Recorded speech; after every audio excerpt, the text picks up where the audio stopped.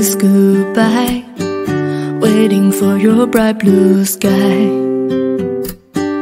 Lonely night with the angels cry. Sa mga pumili ng camera card, ito niya reading.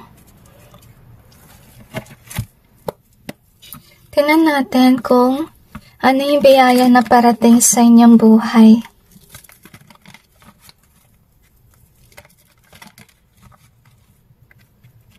I feel like you should be introvert as of now kasi maybe you really love to take photos.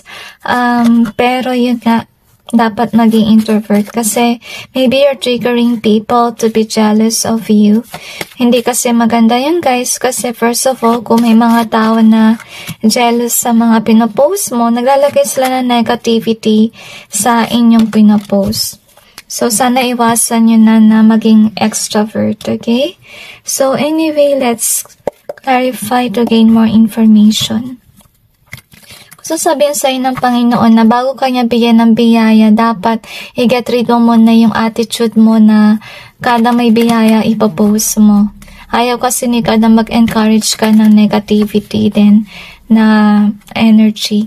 So far, habang nagsashuffle ako, sumasakit yung aking left hand. Ibig sabihin kasi nun guys, na may mga tao na may negative emotions sa'yo kasi baka you push them to be jealous of you. So, iwas kayo sa pagka-brag posting. Kung mahilig talaga kayo na mag-keep ng memories or mag-take na pictures, then make a scrapbook. Okay, don't have to brag about it. Okay? Kasi ibang tao, maintindihan ka na natutuwa ka kaya ka nagpo-post. Pero may iba naman kasi, iba yung kanilang pananaw. Anyway, let's see what else. So far na-sense ko rin na nagkakaroon ng blockage with regards sa throat din. Kasi pinipigilan ka na ng Panginoon na masyadong maging extrovert. To the point na wala ka ng privacy about your life. Okay? Kung sakali man yan yung vlog mo about sa buhay mo and so on, sana ibahin mo yung content mo.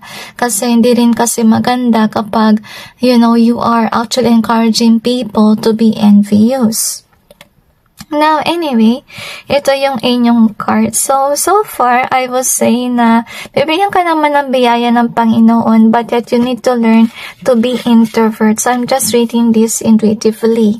Okay? And you need to have these endings with regards sa ugali mo na mahilig ka mag-post. I feel na sa ngayon siguro, this is your energy na, actually feeling ko wala kang pakialam sa mga bagay-bagay, tsaka hindi ka lang mag-post, ganun lang. Pero, kasi gusto ng Panginoon sana na ma-realize mo rin, kaya nasa kawalan ka sa ngayon with regards sa career mo or love life, dahil din yun sa pagpo-posting.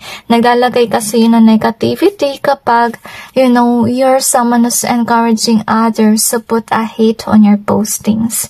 So, that's why you have to end yung iyong bad attitude so that your dream may come true. Kasi kaya, hold back ni God yung dreams mo. Kasi nga, kapag nakuha mo yun, ilalagay mo yun sa social media. So, sana iwasan nyo yun na mag-brag post.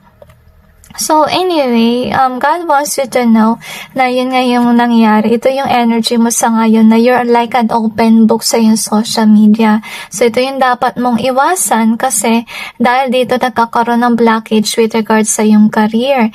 And I feel like people are aware or jealous of you kasi focus ka sa work mo, may pera ka, and so on.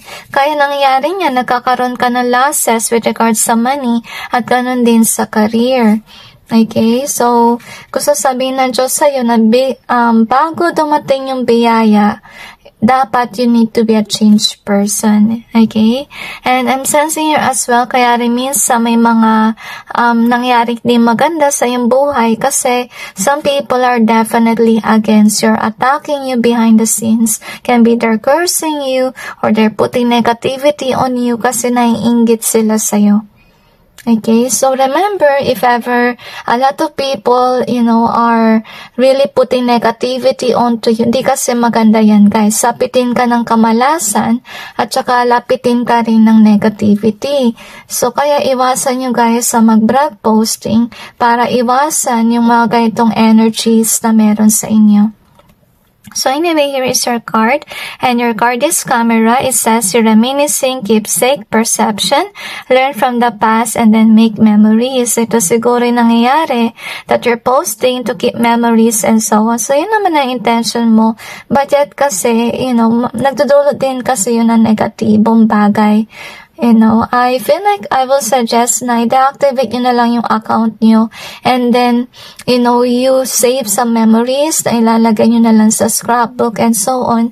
Tapos, iwasan nyo na mag-posting para wala nang blockage with regards sa career mo at ganun din sa love life kung yan yung napagmalaki mo. So, anyway, let's see what else do we have here, okay? So, kung may content man kayo about sa mga bagay-bagay na yan, ibahin nyo na lang yung content ninyo. So, we have this one.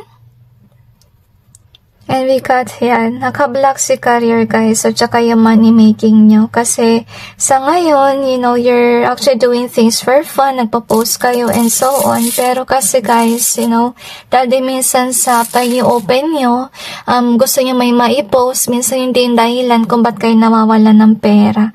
Maybe nagkaroon na kayo ng mindset na kailangan ko mag-post, kailangan kong kumastos. So, iwasan nyo yun. Okay, live a normal life, guys, without actually having to post something. So, we have this one in either way. We also got this hide in either way. We also have this mix. So, God is actually asking you to hide, ask you to be introvert. Okay, so far naman, okay naman na go-getter kayo. Pero napapansin nyo na rin na minamalas kayo with regards sa career. Maybe you're here, maybe you're wondering when you will have a permanent job and so on. So, guys, okay, alam nyo na yung blockage, okay, kung bakit, ang nangyayari na may mga bagay-bagay na hindi maganda sa inyong buhay kasi nagpo-post kayo kada may darating na biyaya. So, baka may mga tao na nag-i-ill wish. Okay, so sana iwasan nyo ng masobrahan ng pagiging open. So, for in-acknowledge naman ng Panginoon na you're somebody who's a go-getter. Kaya may mga tao na nag-jealous sa'yo kasi napapansin nila na ikaw ay masipag at sila ay hindi. Kaya nainggit sila at saka naiiyak. So, you have to say here, in either way, kaya napapansin mo na rin na minsan pinipigilan ka ng Panginoon na mag-express online, di ba? So, you have the out. We also have this. So, yun nga, nagkaroon ng blockage with regards sa yung throat kasi pinipigilan ng Panginoon na mag-express ka masyado sa social media. Kasi may ibang tao na salbahe na baka may ginagawang ill wish na against you. So, anyway, let's see what else do we have here. So far, nagtataka ka at parang walang biyaya dito sa reading mo. Kasi guys, sa kadarating si biyaya, if you end this kind of, cycle, na mahilig ka mag-post, okay? Kasi napansin ko naman may biyaya, pero kailangan mo lang talagang i-let go tong negative, na attitude na nagpo-post. Kasi I feel na yung biyaya dito is more on about career, permanent job, at saka pera din. Okay? Pero yun nga lang, you have to learn to remove any bad attitude.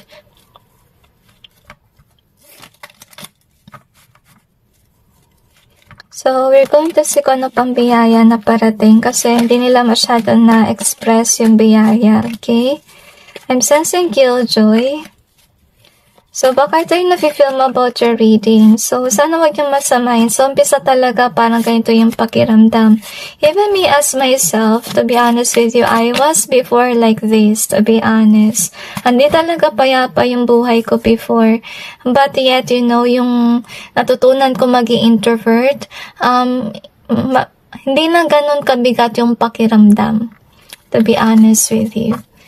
So, pansinin mo na lang kasi napapansin ko na may mga bad luck sa nangyayari. Okay? I feel na naiyak ka dahil doon. So, at least you're aware.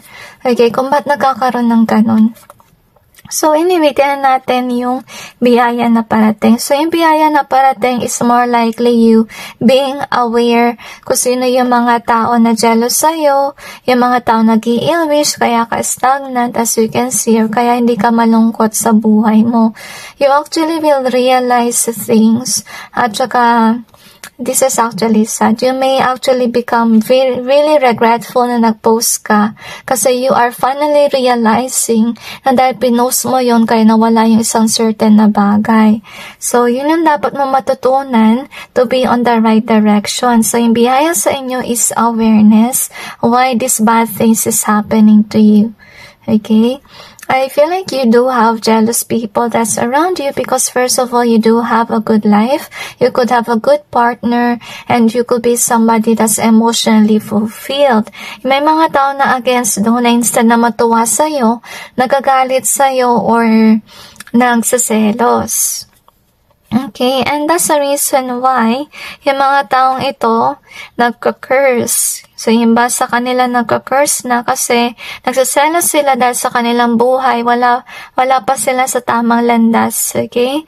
So, for yung biyaya na parating sa inyo, once that you learn these things, saka palang dadating yung something na stable sa inyong buhay, lalo-lalo na sa inyong career. Kasi nakita ko sa reading nyo, most likely, naapektuhan si career. Kasi pansinin nyo rin yung pinapost nyo, tungkol saan ba yung pinapost mo? Okay? Tungkol ba yan sa mga achievements mo? Tungkol ba yan sa mga nabibili mo dahil may pera ka? So, iwasan mo yun.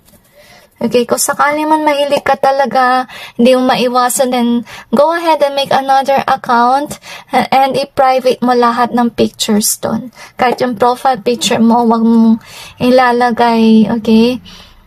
Just lang, for backup din ng mga pictures.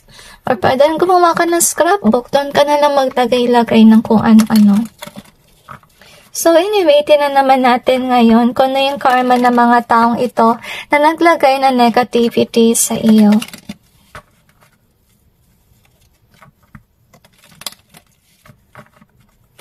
I feel here na hater talaga to at saka jealous. Yung masaklapan nito guys, sa sense ko talaga ay kaibigan nyo. Yung ganito yung vibe, okay? Sad to say. So, at masakit din sa ulo yung energy. Hindi talaga maganda yung vibe nila. So, pakiramdaman nyo rin guys, okay? At saka, if ever you want to be aware kung sino man to, then ask the divine to give you some signs about it. Red flags then, pay attention to it as well, okay? So, anyway, ito yung iba mong cards. So, yung kanilang karma, guys, hindi sila successful with regards sa career. Madalas nawawalan sila ng trabaho or fina-fire ng kanilang boss. Isa rin sa kanilang karma, makakatagpo rin sila ng mga tao na kagaya din nila na isa na maging masaya para sa'yo, nagagalit pa, okay? So, makakatagpo siya ng mga tao na hindi mapagmahal. I feel na hindi rin maka-Diyos, yun nasa sense ko. Isa rin sa kanilang karma, even though bad things is happening to you, you will remain on, in this state na parang balance pa rin yung buhay mo kahit sabihin natin na hindi naman stable si career, okay? Parang hindi ka nila nasindak, yung ganun bang bagay. So, yung karma nila, makakaranas sila ng injustice at saka iiyak sila kasi hindi ba yung mataas yung tingin ng mga tao sa kanya. So far, if ever you let go of these certain things na ginagawa mo na nagpo-post, the good news about yung blessings is this one, abundance. Okay? At saka makakaroon ka rin ng lover. So, anyway, yung truth will come out about this person na siya ay nagjo-jealous or nagagalit sa tuwing may masaya, kaya iiwan siya ng mga tao. So, anyway, next in that we have is this one. So, malulungkot siya kasi patuloy niya makikita yung mga tao sa kanyang paligid na umaangat sa buhay at saka nagiging masaya. as you can see here. At saka dahil sa iniwasan siya ng mga taong yan, kaya umangat sila with regards sa career at ganun din sa kanilang buhay. At saka I feel na nagkikigil sila sa galit na nakita nila tong bagay na to na nangyayari sa iyong buhay. So, ngayon, alam mo na importansya ng pagiging introvert. So, sana matutunan nyo maging introvert, guys, para din yan sa ikakabuti nyo, guys, okay? Tsaka, of course, save memories if that's what you really like to do. So, anyway, that's it, guys, and God bless all of you.